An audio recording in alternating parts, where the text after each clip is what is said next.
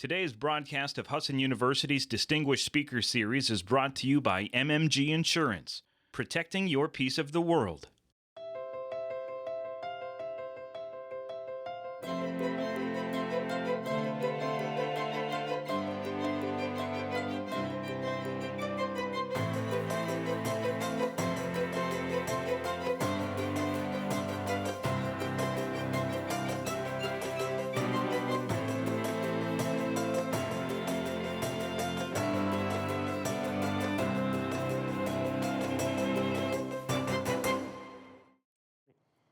Welcome to the 2025-26 Distinguished Speaker Series. Today, businesses must continually seek to acquire new information and turn that knowledge into strategy. To facilitate this process, Husson University is pleased to continue to present the Distinguished Business Speaker Series, sponsored by MMG Insurance. This series, launched in conjunction with the opening of Husson's College of Business building, the Harold Alfond Hall, in 2021, has included dynamic speakers from a variety of disciplines, ranging from banking, government and security, to management, marketing, and more. Its main objective is to educate students, alumni, and community members on the challenges facing businesses and related professions, as well as to inspire those who will become our future leaders.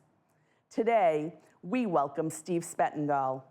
Steve spent most of his business career as an in-store marketing subject matter expert in the beveraging merchandising industry.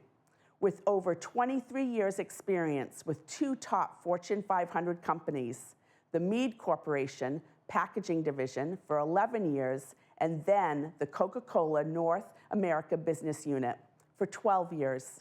Steve worked on both as a supplier and customer sides of the soft drink business category. A native of Cincinnati, Ohio, Mr. Spetnagel graduated from Duke University in 1981 and earned an MBA in 1985 from Emory University in Atlanta, Georgia. While at Coca-Cola, Steve had a leadership marketing management role in the design, development, sales, and commercialization of permanent, semi-permanent, and temporary displays targeted for placement in high-traffic retail settings. An ongoing objective of Steve's in his career in merchandising was to deliver innovative display solutions that inspired shoppers to not only notice the availability of featured brands, but also be stimulated to purchase those products. Post-Coca-Cola, Steve has become an entrepreneurial investor with interests in a varying array of startup ventures, including a bagel restaurant cafe, a hydration beverage additive, a faith-based movie, and even a professional sports venue. Steve currently splits his residency between Georgia and Stockton Springs, Maine. He has 2 adult children and 2 adorable grandchildren. Furthermore, Steve has deep family ties to Bangor and Husson University. His grandfather, G. Pierce Weber, was a generous philanthropist who supported Husson and numerous regional nonprofit organizations throughout his life. Welcome, Steve. We appreciate you joining the Speaker Series today to discuss your leadership journey. And I am so glad to be with you today and to have you here at Husson. I am thrilled to be here. I appreciate the invitation. We all have a story, if you will, a life story. And for me to get the chance to, over the next few minutes, share a little bit of mine is quite exciting. Well, we're going to take you on a little journey. We're going to go back in time. So the Wayback Machine, Let's maybe. do it. All right. So as we go back, I actually want to talk about first job. We heard about Coca-Cola. We heard about Mead. We'll get there in a moment. But Yes. Tell me about that. First jobs, like most people, I was an entrepreneur to start out with.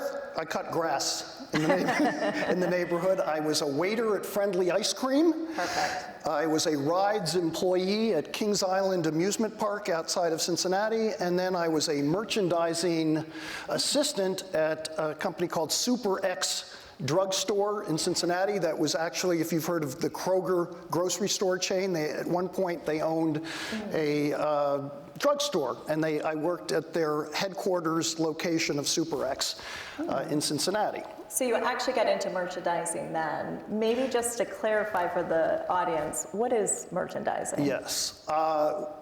First of all, I should say, I don't want to belittle any of the other things I did, because life is full of experiences. Absolutely. Okay? And you pocket experiences with whatever you're doing, business-wise, social-wise, or whatever. Yes. And I can make the statement that my past positively impacted my future.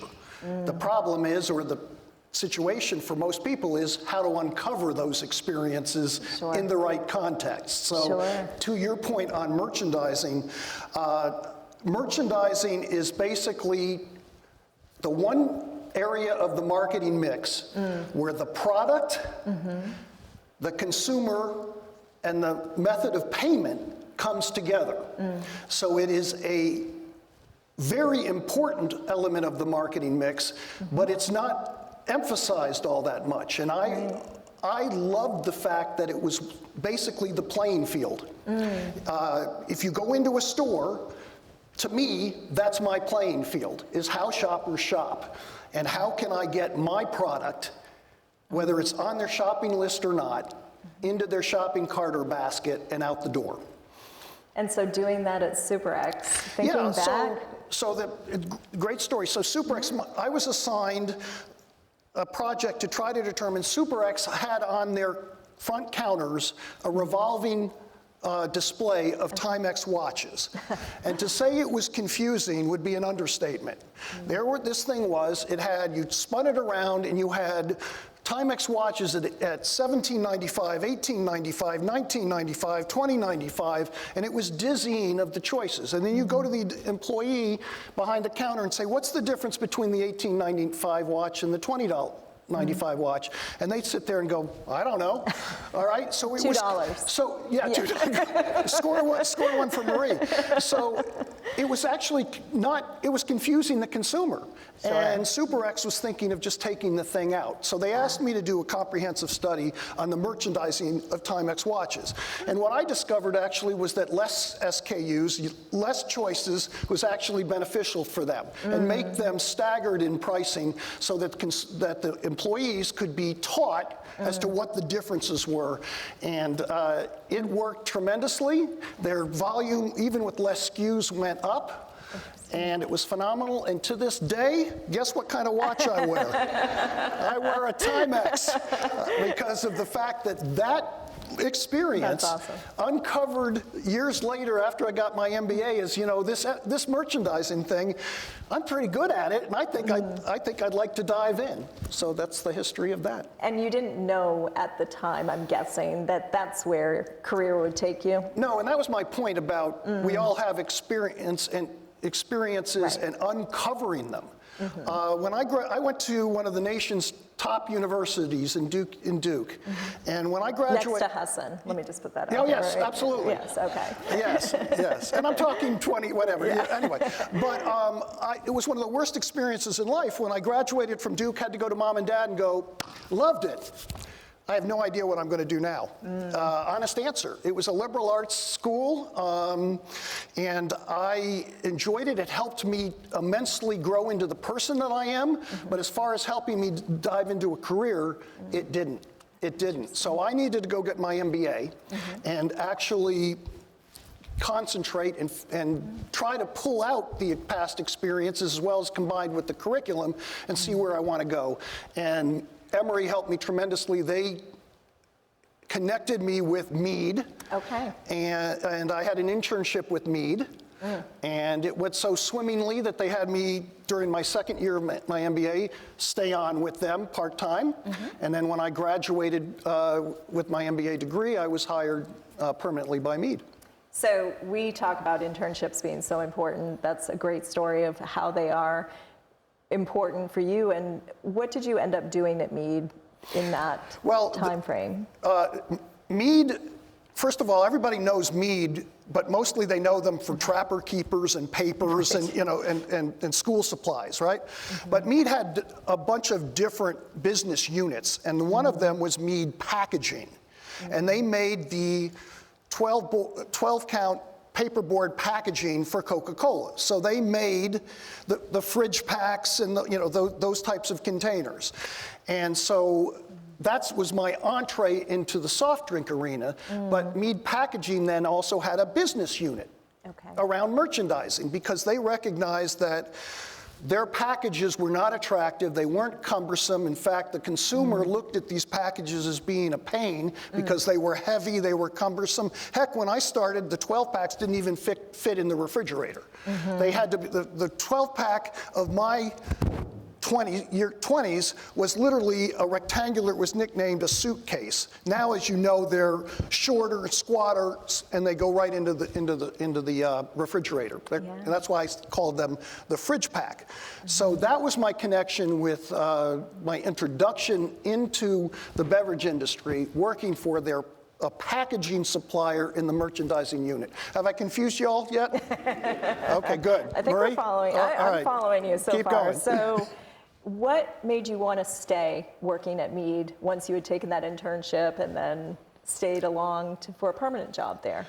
I think a key thing was it was a business unit, a small business unit. I think we had 50 employees, but it was the Mead Corporation. So we had deep pockets, and yet a small business unit where your ideas would make it to fruition fairly easily. And we were also on the leading edge, partnering with Coca-Cola on changing the retail landscape in the supermarket. So we had an exciting project that I got to really be involved with. And as a young kid, that was pretty cool. So this group probably wants to know what that project was. Well, I think so. So can you share? All right. So again, I'm dating myself as somebody in his 60s, but way back when, in my 20s, in the time frame I'm talking about, if you walked into a supermarket and you went to check out at the checkout counter, you'd be confronted with magazines, cigarettes, and candy. All right? That was what was in the front of the store. I was part of a project at Coke where we actually it's called the Fast Lane Project, where we introduced single-serve soda bottles to the front of the checkout stores in supermarkets, checkout lanes. So now if you go into your store, literally every lane you'll see has a refrigerator where you can get a beverage, a single-serve beverage, and that is a win so much for our client, which at that time was Coca-Cola, because they make more money out of a 20-ounce single-serve than they make out of a 2-liter or 12-pack. So this was all of a sudden a new profit opportunity in a high-traffic area. There was guaranteed access for their products at the checkout.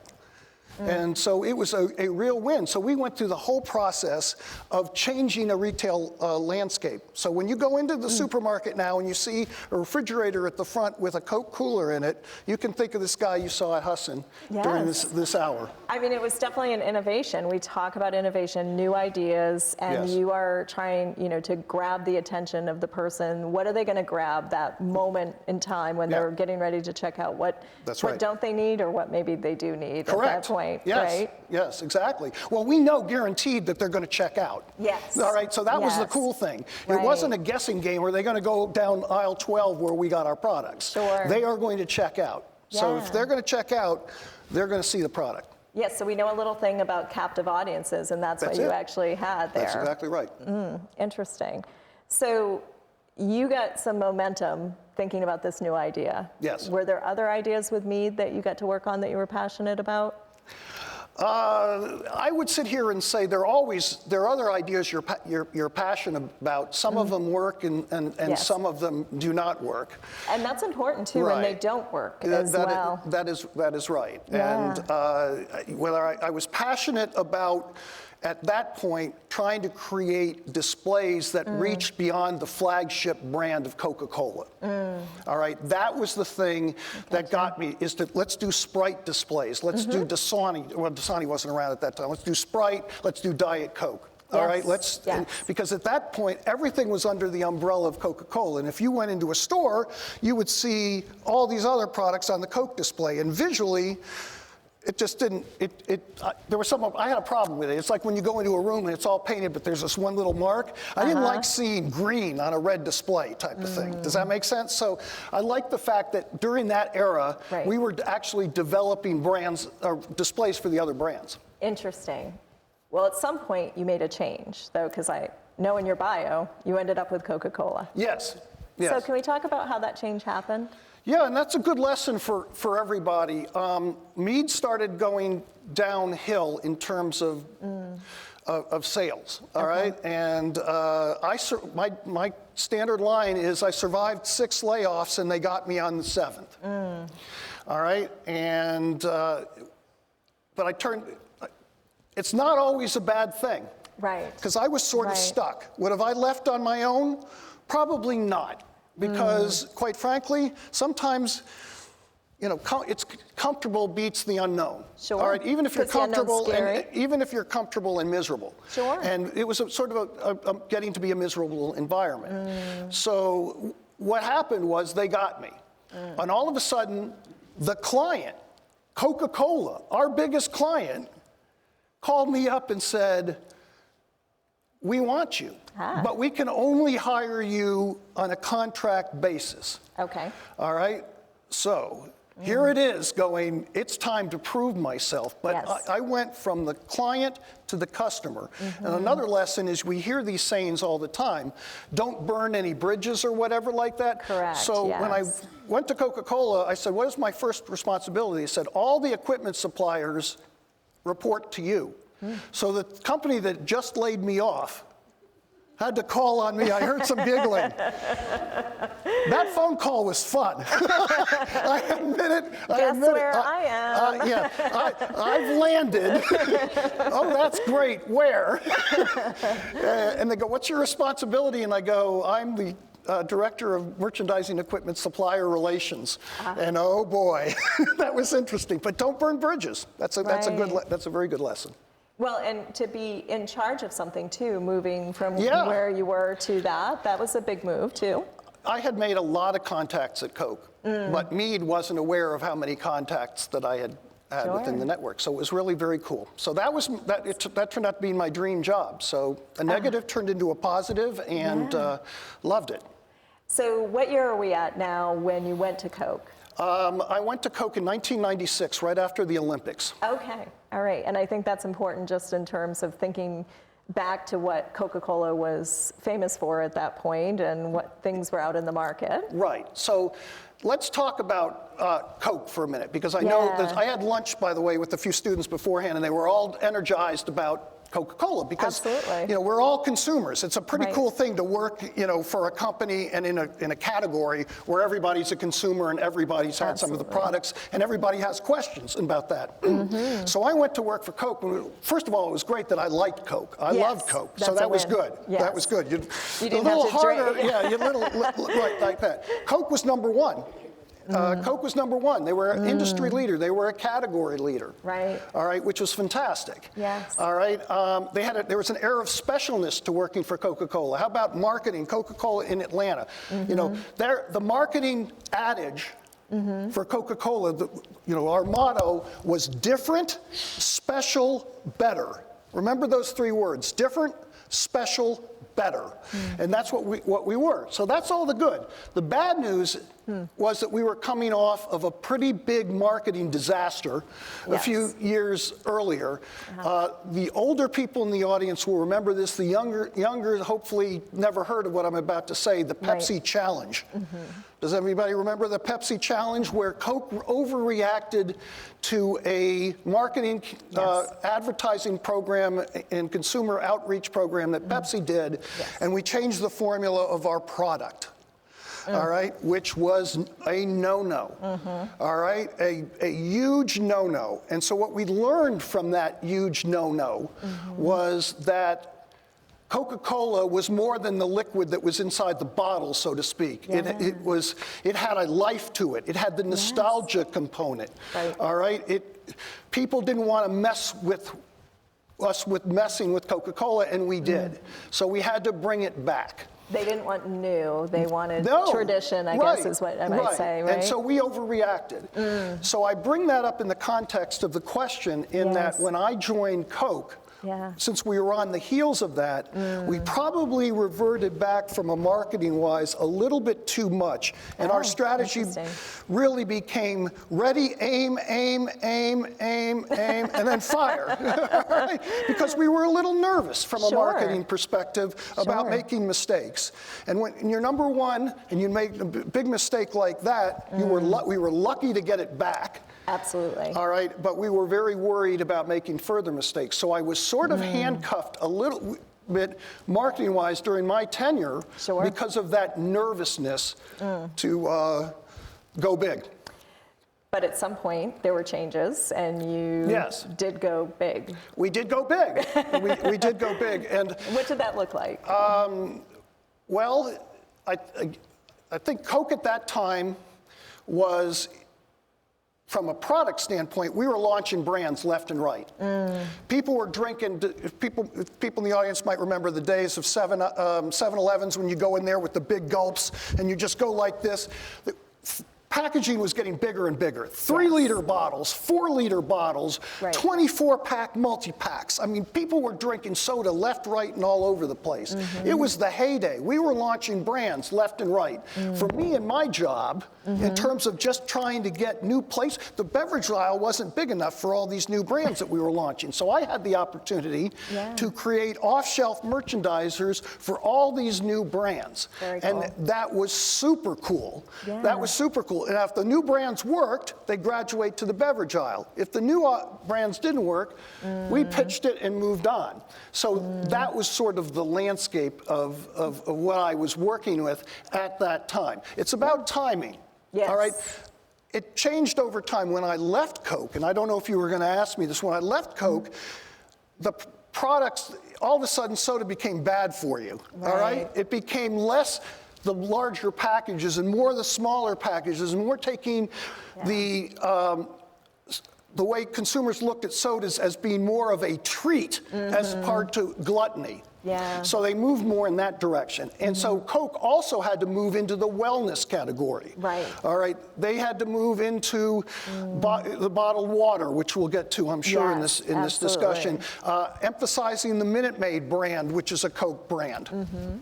And there are so many brands. I guess in some ways it can get confusing. Like you said, you would put them on the shelf, and then if it didn't work, you'd move on. You moved on. That's exactly right. And so sometimes that has to be quicker change. So did you get quicker with some of those? We got more nimble. Okay. You could tell pretty quickly. What people were going to do. Yes. Well, one of the things that's sitting here is a can that many people in the audience would not necessarily recognize of Surge. So we're going to talk about one of my failures, all right, at Coke, because life is full of failures. And my favorite basketball coach, Coach Mike Krzyzewski, would say, you know what, the losses stay with you longer, and they hurt more, all right? And if you're in marketing, some of the losses stay with you longer and hurt more. And that's why I went there first. That's why you went there first. So Pepsi to this day should not be called the Pepsi-Cola Company. They should be called the Mountain Dew Company. That is the brand that they have in their portfolio that kicks our fannies all the time. Coke had been unable to attack and get any market share of significance against Mountain Dew. We had a brand called Mellow Yellow.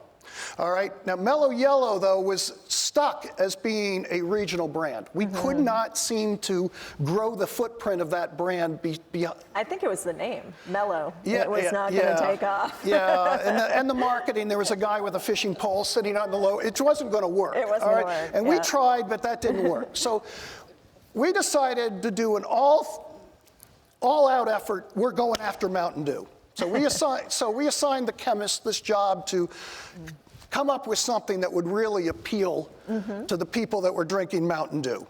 Now, Mountain Dew, caffeine out the yin-yang in the category. This was really before energy drinks, before Red Bull and all that. So think take them out of the equation as you analyze this. So we came up with this thing. So what's the advantage? It's the caffeine is what we were told and everything. So we decided to come up with this thing called Surge. And the nickname on this thing is the fully loaded soda. So that gives you some idea of how much caffeine is in it.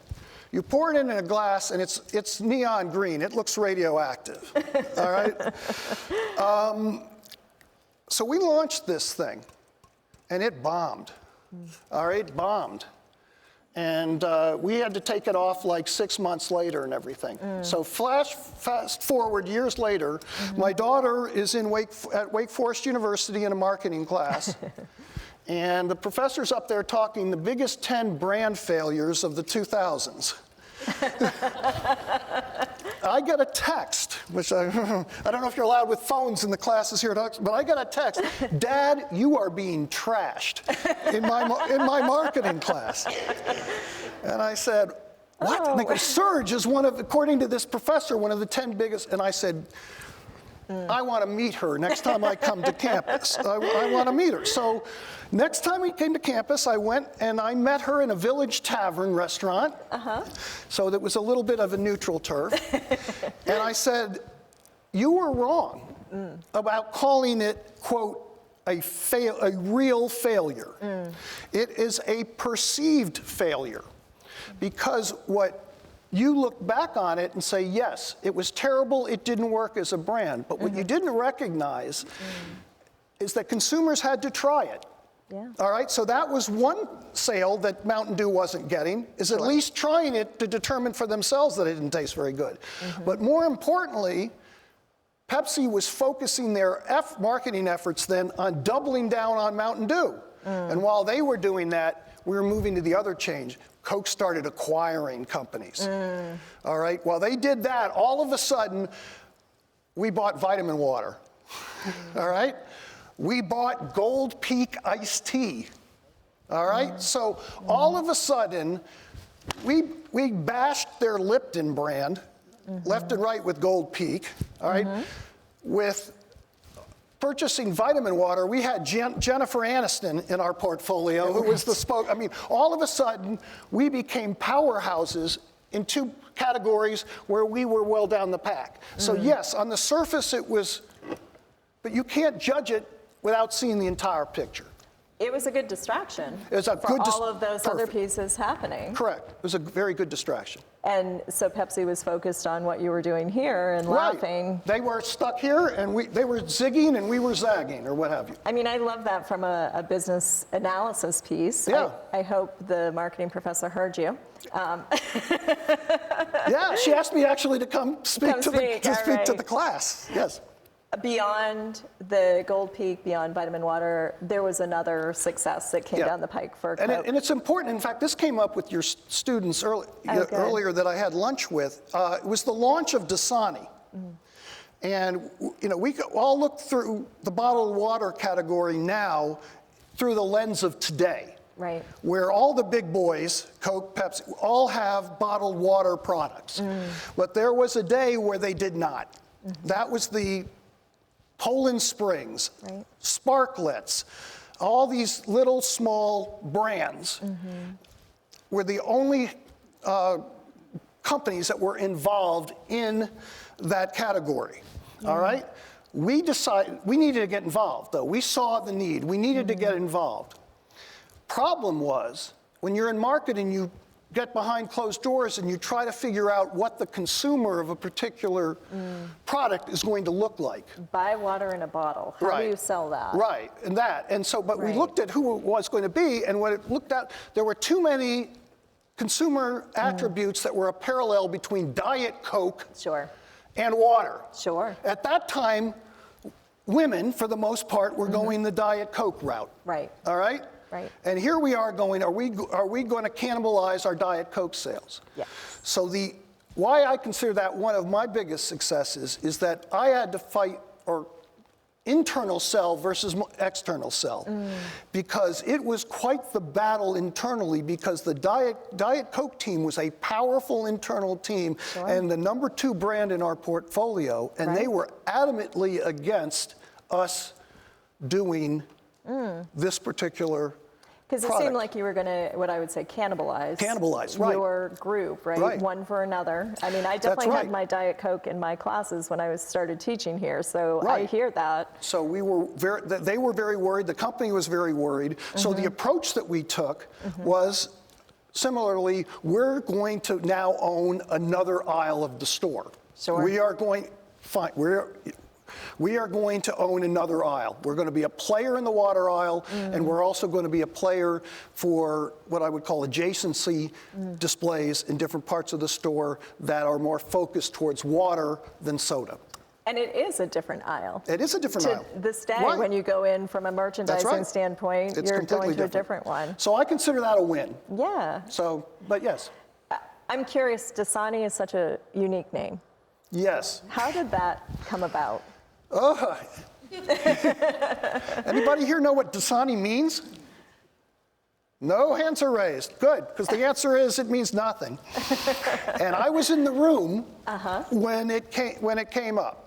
And what we did was we were in one of these rooms, and I'm sure you have these on campus, a think tank room Sure. with a dry erase board Yes. on all four sides. 100 people literally crammed in the room with markers.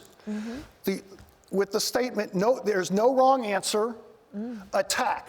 So we took off nobody's going to criticize anything, just attack. And we had linguists in there, we had dictionaries from foreign languages, so we wouldn't make mistakes like other companies had made in the past about Yes. using swear words when they come up with things like that.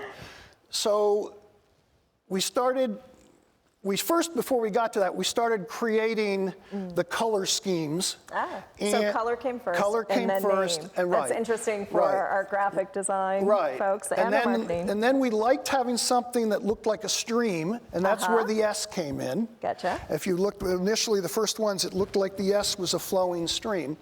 And we wanted to come up with something that meant nothing, but could be used everywhere and sounded pretty intriguing.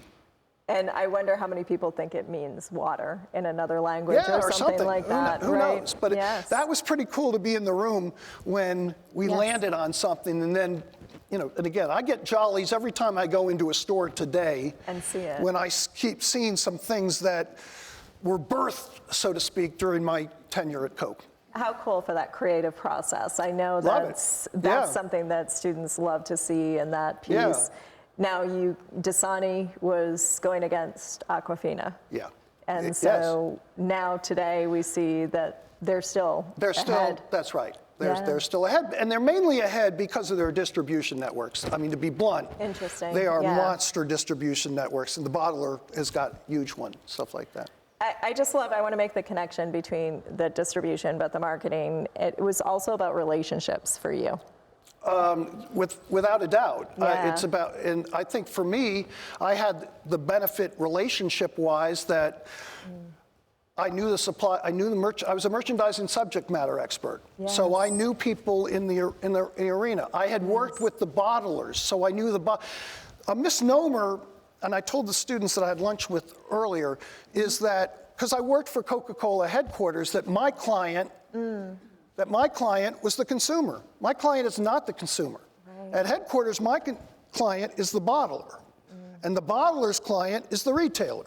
And the retailer's client is the consumer. So any kind of display program that we came up with had to go down that funnel, if you will. If the bottler didn't buy it, the retailer certainly wouldn't place it, and the consumer certainly wouldn't see it. So you had to have relationships along that continuum to be able to push an idea through. So that was critically important. Well, and I think about those relationships helped catapult your job at Coke anyway, from coming from Mead. Yes, yes. And then fast forward, you received an award along the way. That you didn't want me to talk about. I did not. No. I'm still going to. No. Can we talk about how you ended up in this Hall of Fame? Yeah. Well, I think the cool thing was I recognized the importance when I got to Coca-Cola about promoting the fact that even though we have a large, cumbersome package, that we can create display items that are pretty darn cool as well. Yes. And I would go to these industry conferences, and the companies that would win all the prizes were the cosmetic companies. Sure. You know, if you think of Sure. merchandising, or the companies that had interactive stuff where you could play. And I said, I just put it upon myself to be a challenge and make the packaging more of the star, and make it a star versus a burden. So we came up with different ways to actually house the product with neck rings and positioning on the shelves. And It became a tree at the Christmas. The tree at Christmas is a very good one. We cradled the package, and Sure. it made it look like a present. Yes. Yeah. So I was recognized by the Point of Purchase Advertising Institute called Popeye as being a best-in-class Hall of Famer during my Coke career. So now the only bad part about that is that the ceremony was scheduled for September 12th, 2001. So I was supposed to head to New York on 9/11, and didn't make it. My trophy was held in the Javits Center, which they used as a staging area up there. And when I got that award months later at a rescheduled deal, it had extra significance, and it still has extra significance for me today. Just, you know, Absolutely. you can probably see the point. The Timex watch is significant, the trophy has significance, and there are things more important anyway, but yes. But that, you know, again, we think about awards and people tend to be humble, which I know you are, which is why you didn't want to talk about it. But the connection that I see is the recognition for the good work you were doing. Yeah. And then the tie in terms of people, it means more to you today because of what we experienced on September 11th. Correct. I think that's pretty amazing, and it's only one piece of success within your career. If you were to say, oh, I'm really proud of this success, is there one particular that stands out for you? Success. It's funny, I would sit there and say the success is flashback just early in the summer before I came up to Maine. Okay. All right, in May. Yeah. I gathered together a group of old colleagues of mine and suppliers, all right, for a dinner. And one of the suppliers took the mic, so to speak, said, I'm still working with Coke all these years later. It's never been as good as it was when you were there. You were collaborative as opposed to acting like a dictator with dealing with your suppliers. You were collaborative, all right? You were partnership oriented, all right? You know, and it was the best of times. And to get that compliment, I think, I always felt like I was fair with the suppliers. I always felt like we did good work. Sure. But to hear unsolicited wasn't the intent of the dinner. Right. And then they literally piggybacked on each other, the four suppliers that were there, and it's just, it was amazing. So I would say that has to be my favorite memory. And that, to me, emphasizes another key component for you, but the creativity, but the collaboration. I hear that word coming through. That's important in relationships, and clearly it made the difference in the organization for others too, and that's amazing. When we think about leaders, sometimes that is, what is it that stands out? So I love that you shared that. Right. You know, fast forward, at some point you left Coca-Cola. I did. And then there's been some other ventures since then that you've done. So can you tell me a little bit about those ventures? Certainly. I would sit there and caution the young people in here that these ventures are more suited for when you're in your 50s or 60s than when you're in your 20s, 30s, and 40s. If I were to talk to my 30-year-old and 27-year-old, I wouldn't tell them to, quote, yeah, go ahead, invest with friends. Yes, okay. See what happens. Yeah, see what happens. Or take that kind of risk. Go for it. But when you're older and your hair is gray and you've seen how baked, if you will, your friends have been and how successful they've been in life, and you've gotten a better handle on your own finances and you can sit there and care a little bit less about money and more about fun, helping people out, Nice, exposures like that. Like, this is an example here. Some of you out there are familiar with this, some of you are not. I invested in a faith-based movie called Champion. What involvement had I ever had in this? None. But a friend of mine was the executive producer, and it sounded fun, it sounded different, and the cost didn't sound too break the bankish, and it had a pretty good marketing plan, I thought, to get money back. That was 8 years ago. Are you still waiting for the money back? I got back? my first check, no lie, okay. Because of all things, this thing is popular in the prison system in Eastern Europe. I kid you not. I had no idea. Well, that finally took it over the edge with with Universal, who was the distributing partner. We finally got, so I literally got a check for $350. So, but you know, let's say $30,000 in, $350 back. But it was fun, and not only that, I'm in it. I'm in it. My son is in it, so it was sort of fun. That's cool. Then I wanted to keep in the beverage industry. So this thing is called the Right Stuff. And this thing is a medicinal type of Gatorade. It's an additive to water. The primary client of this is athletic training staffs at universities, because it is a heavy-duty hydration product. It's NASA's formula. That's why it's called the Right Stuff, that we have a right to license. All right? So trainers for football teams will give this to their players that are cramping. Gotcha. Am I making a lot of money about this? No. However, last Saturday, and again, I kid you not, I'm back in Georgia watching the Georgia-Tennessee football game. There is a Tennessee player down on the field. One of my friends starts yelling, "Steve, they're stuffing them through your product." I'm going, victory. So anyway, but it tastes terrible. That's why we do not have it in your Hannafords or whatever. It tastes terrible, but it works. And if so if there are any football players in the audience right now, when you see this, warning. I'll talk to Coach Clark and see if perhaps he's got some heavy sweaters that this would do well. So, perfect. You know, those are the types of things that are fun, you know, for me to do. And you also have an involvement with the bagel company as well? I do. Yes. I do. I'm part owner of 3 bagel shops in Atlanta. And I went from being a customer to a part owner. Yeah. And it's a way people go, well, what from a marketing perspective is different about that? And a few things. Number one, there are not as many, we talked about decision-making layers in big companies. I can say what I want here, and it's likely going to happen, all right, which is sort of nice. So you're closer to making a yay or nay decision. Sure. All right, it gets me closer engaged with my community. When I was with Coke, you're almost at 20,000 feet with the consumer. You're way up in a building, as I said, bottler, retailer, consumer. Sure. There, I get the consumer every day. So I get to have the interactions and everything like that. That's pretty cool too.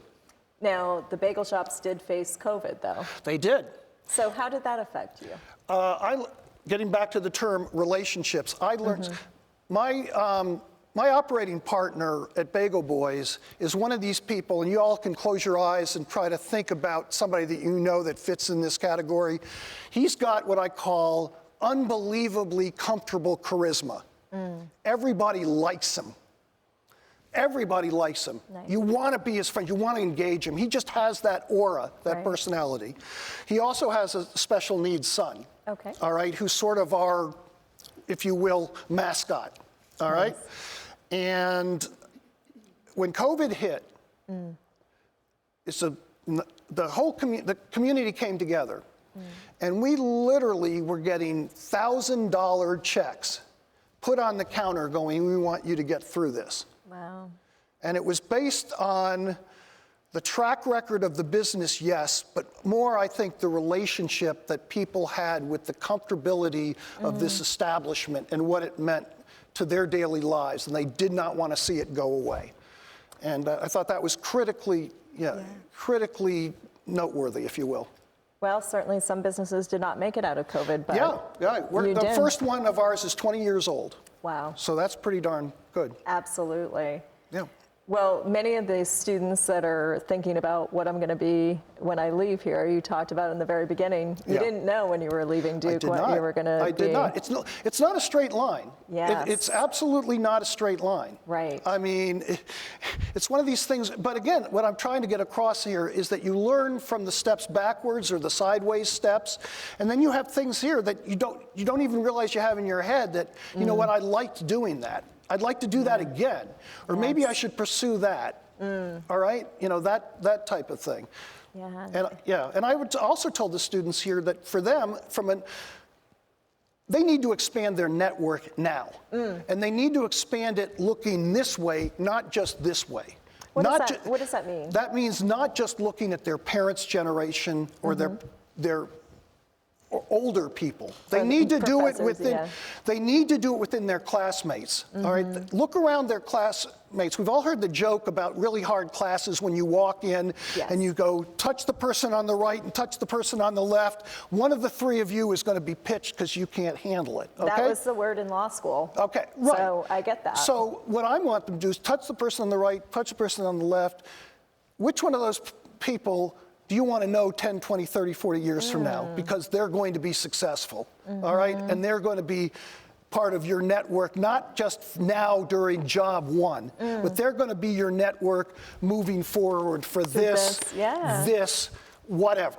And so you stayed in touch with the people that you found in college. I get teased about having... I'm a nickname of glue, of keeping people together and keeping. But I think that's important. Absolutely. And I think, you know, because immediately when you go to the word network, you immediately think of somebody at this level that works in some senior position, whatever. Right. But you're not thinking about people that are in your own universe quite as much. You're looking at them as friends, but you don't recognize that they can be mentors as well as friends. Absolutely. No, that's great to know, and especially if they have different career paths, they may be helpful to you in other ways. Absolutely. Absolutely. Well, I want to take just a few minutes for us to ask the audience if they have questions as well. So I know Nate and Steve are out there. They'll bring a microphone to you. Any more? Any brave ones? Oh, I have a brave one right there, Nate, if you want to grab him. I don't think I need one. Yeah. Okay. Just to get our folks online. Steve, we've met, and I was very fortunate in life to be very close to your grandfather, Pierce Weber, who was a great benefactor here. I think today he would be very proud of you. Thank you so much. Oh, thank you. Thank you. Thank you. And I'm proud of him. I mean, I will say that we are a product of those that come before us. The people that have passed away, their legacy is who they've left behind and us, you know? And I'm up here, living here, trying to be 1/4 of what my grandfather was. Yeah. I agree. Thank you. Any other questions, comments? Greg has a question. Okay. All right. Someone over here, and then we'll come back around. Hi. Hi, sir. My question was, earlier you talked about Pepsi. Yes. And I was wondering how Pepsi helped Coca-Cola. Like, is this concurrence help you to grow as a, like, marketing way, in a marketing way? Is it going to grow? It helped you, like this concurrence helped you to grow Coca-Cola? Yes, I would say it did. I think when I grew more in recognizing that businesses are not static. Businesses change, the times change, which means that you have to take care, you have to take advantage of windows of opportunity to take advantage of growth. I would say that's the biggest thing that Coke did for me in terms of growth, is to recognize that you can't rest on your laurels. You have to be forward thinking. There's another saying at Coke, literally it got to be, am I going to hear this again? Paradigm breaking. All right, not doing the same as, breaking the paradigm, thinking outside of the box. But then when you're in a corporate thing, you're sitting there going, but you're restricted in so many ways. How can you really do that? So being able to break through and come up with some of the things that we did gave me a feeling of tremendous growth. Thank you. Thank you. Thank you. Over here. Thank you, Steve. I have admired your energy for as long as I've known you. This connection to Serge now makes sense to me. Yeah, there are only a few cases left, Greg, and I'm guarding them with It's my not life. open, just so you know. It's just amazing. I'll be honest with you. I was on the Y cruise, and it was like 9 o'clock, and I was sitting there with my wife, and I said, I am wiped out. I've got no more energy. I happened to look through the window, and you were talking, and I said, I wish I had a fraction of his energy. Greg, do you see the seatbelt that she put on me up here? To hold you, yeah, I've noticed you come lurching out of that chair a couple times. So I'm always interested in leaders and successful folks. What was the darkest, most uncertain period in your career as you reflect back? And how did you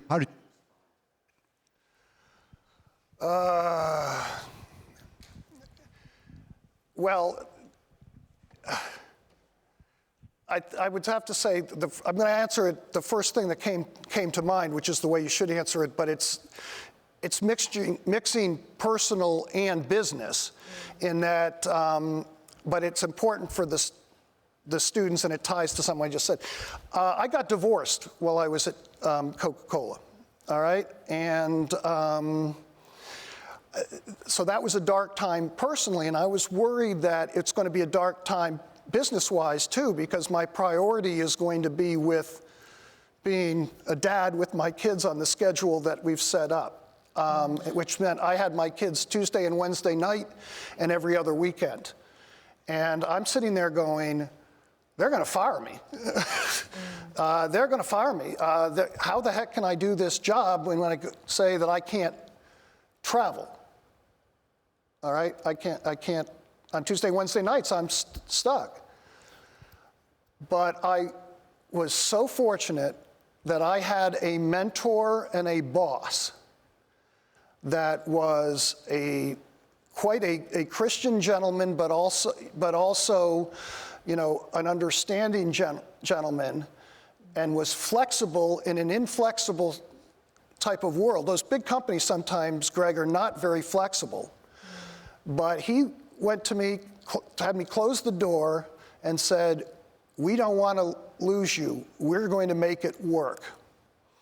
And it was like two boulders that came off, because it was bad enough I was going through some personal turmoil. To have business turmoil would have been, so I'm not sure really it's an answer to your question, but it's where my brain went. It was about relationships. It was about mentors.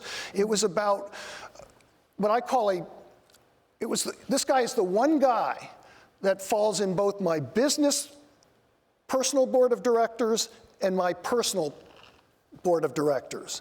He crosses over both. And I'm so grateful that I have people in my network that I can not only value, but rely on.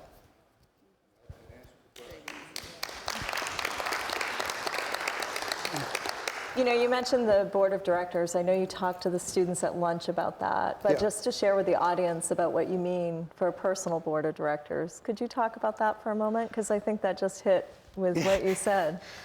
Right. Well, I think it's really important, especially for people nowadays with mental illness problems and our issues. We hear about this. We see this in every aspect of our lives. And I just keep thinking that if I was burdened or had major issues, who would I go to? And for years, I've had what I would call a personal board of directors, which is 3 or 4 people that are not going to hold anything I say or do or whatever against me. And they're not bobblehead friends that sit there and just tell me what I want to hear, per se. They'll tell me what I need to hear. I can throw a nutty. I can be crazy. I can be off color. I can be just frantic. And they rein me in. And I tell people, particularly young people, because when I was their age, there was no cell phone, none of this type of stuff, and none of these pressures, nothing's on film, it just seems to be a more stressful environment nowadays. So I tell them that, to relieve my stress, because all you can talk about is what works for you, it's I have this group, and it doesn't have to remain the same. You can change it whenever you want to change it, and don't do 10, 15. Make 3 or 4 people. It's like what I said earlier with Greg about I went through a divorce. I had one person, I said, you're my confidant on this. I don't want to advertise this, but I do need somebody. And so, that's really what I meant on advice. And some of those people on your board of directors are people that you met in college, and you've hung on to those relationships. Absolutely, absolutely. I love that. Yeah, no, and I think that students here at Husson, that should be a goal, just to make Husson not a 4-year school, but a school for life. Right. I went to a fraternity brother reunion in North Carolina at the beach 2 weekends ago, and 23 of us showed up. How cool was that? And I'm in my mid-60s. 23 dropped everything and bonded at this gathering. So. That's a good lesson to be heard. Right. Are there other questions? Yes, back there. Hey, sir, you talked about something, how you were done with college and didn't know what you wanted to do, so you decided to do the MBA. So what guided you to the MBA, and how do you decide the next thing to do when you don't really know what you want to do? Like, what guides you to that decision? Thank you. Okay.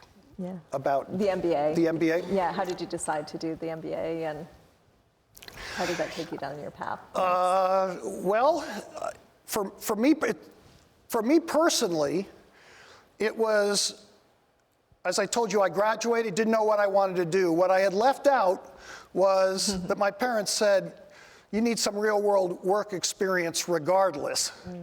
And so what happened was I went and I was a salesman for an insurance company, and what I discovered was I didn't want to do that. I discovered that the whole world said I was a salesman because of my personality, but I didn't really like sales. All right, so I spent 2 years really doing some self-evaluation of what I didn't like. All right, so I think that's the first step in the process is not letting other people tell you, quote, what they think you should do, but you determining yourself. And the easiest part is literally writing down what you don't want to do. Now, then once you weed that out, you play a little bit with what I told you earlier about my Timex watch. You start looking back at your experiences or your activities or the things that you really like doing in your spare time, and then see what kind of jobs are in that category, all right? And then take it and see, do I need additional education for that? You may or may not. Or it may not be as comprehensive as an MBA. It may be just a 1-year program, all right? But I think the key thing is picture a funnel. And you've got to funnel down all the outside noise of what you don't want to do or what other people think you should do, and get it into a column where you can determine yourself what the next best step would be. That's great advice. Yeah. Yeah. What I didn't want to do, those are great pieces of advice. I think I wrote that list, and it happened to be pretty long, so that's a good thing. Yeah. I think we have time for one more question. Steve, I see someone in the back. Make Steve run. Yeah. Thank you very much for the opportunity. I have one question. I will make it quick. I feel like everybody in this room can judge that you've been successful. Externally, everybody here can judge that. But how do you track success to yourself, and how do you think you made it through the hard times? Because I obviously understand in your career, everything wasn't very perfect. How did you make it through the hard times? Okay. I really like that question, and people that know me know that what I'm about to tell you is not a fib by any means. I am a list writer, all right? Before I go to bed every night, I write a list. of what I want to accomplish the next day. And it's not, listen, most of those things on the list are pretty mundane, small, little things, all right? But I get my jollies out of putting a yellow highlighter through there and crossing off the things on my list, okay? It makes me feel productive, all right? It makes me feel a sense of accomplishment, all right? So even in my roughest times, I'm gonna go, I did this. I took care of some of these things. And as it related to what I would call the procrastination type items, I would put one thing on there a day where I would challenge myself on, I really don't want to do this, but I know that I need to do it. And then that would be all, it might be late in the day, but I would try my hardest to be able to put that marker and cross it off. There needs to be a way where you pat yourself on the back. Even when it's tough, you need to be able to pat yourself on the back and say, I did this, I accomplished this, and nobody's grading you on it. It's just something for yourself that you know that you are a success. Well, so Steve, I'm going to put on my list tonight that I am grateful for this conversation today. Yeah. So thank you for that. Yeah. And I really appreciate the advice you've given to the students today. Is there any one last piece that you would like to say? Yeah, I'm going to give people the best business advice I got in my entire career.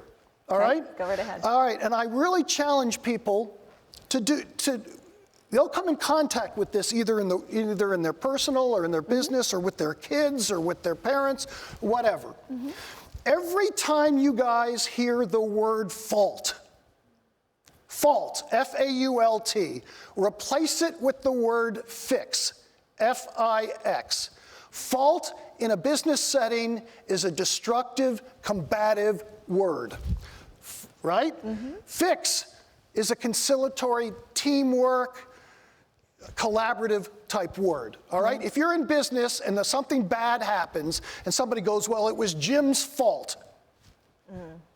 How constructive is that? So every time, but if you go, we need to fix what happened on Jim's situation. It's a lot healthier approach.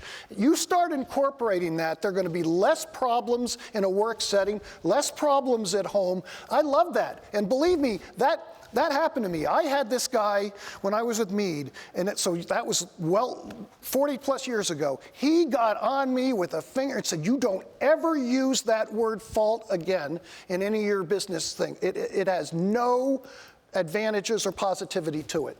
So that's my advice. I'm giving you that one for the road as a tidbit. But see, or if somebody you see somebody use the word fault, and just see how the person reacts that all of a sudden was attached to the word fault. Not a good thing. Not a good thing. Well, I think we'll all go out and fix something today. Go fix something. Thank you. Thank you, Steve. Thank you. Thank you, everybody. Appreciate it and loved it. MMG Insurance is a proud sponsor of today's broadcast of Husson University's Distinguished Speaker Series. MMG Insurance, protecting your piece of the world.